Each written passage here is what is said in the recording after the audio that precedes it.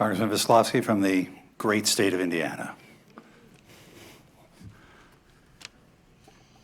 Mr. Ambassador, thank you very much, and I want to thank all of the officials who are with us today for having a focus these next 2 days on the domestic steel industry.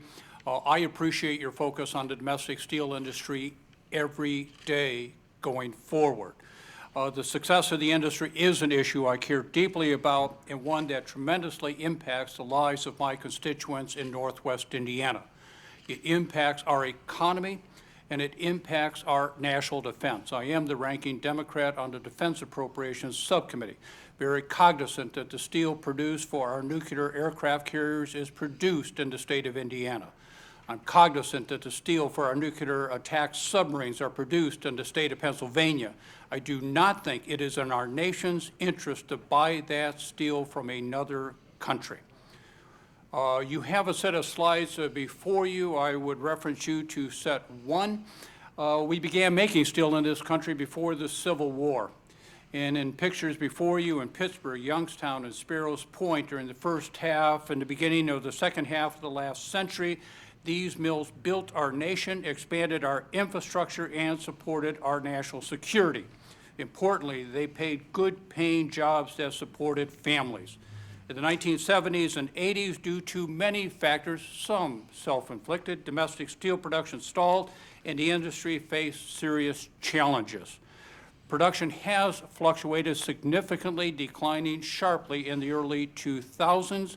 You see a second set of pictures showing idle mills and jobs that have been lost. But I would emphasize the problems the industry faces today are not self-inflicted. Today, the steel industry has changed dramatically.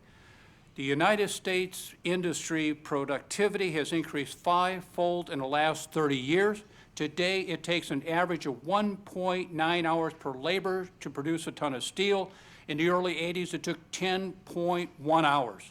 Since the 1990s, the industry has reduced energy consumption by 32% and CO2 emissions by 37%. In set 3, you can see the incredible level of technology being utilized by modern mills, including the Gary Works in my district. The industry is innovative. They are environmentally responsible. They are making the highest quality of steel on the planet Earth more efficiently than anybody else on the planet Earth. The problem the industry faces is 600 million excess tons of steel that no one could use this year, no matter what their needs are. Congress has acted in the last year, passing 2 important pieces of legislation. The Trade Preferences and Extension Act of 2015 improves the ability of the ITC to consider real-world factors when investigating trade violations. And the Trade Facilitation and Trade Enforcement Act of 2015 allows the U.S. Customs and Border Protection to investigate allegations of trade law evasion. These, coupled with underlying statutes with trade, must now be enforced to the fullest extent of the law by the administration, deliberately and with a sense of urgency. I appreciate that you have brought us together today and that you will spend days of your life considering the problem that this vital industry confronts in this nation. And again, do urge all of you and the administration to act urgently and deliberately and to the fullest extent of U.S. law to make sure that we continue to have a thriving, profitable domestic industry. Thank you so much for this opportunity.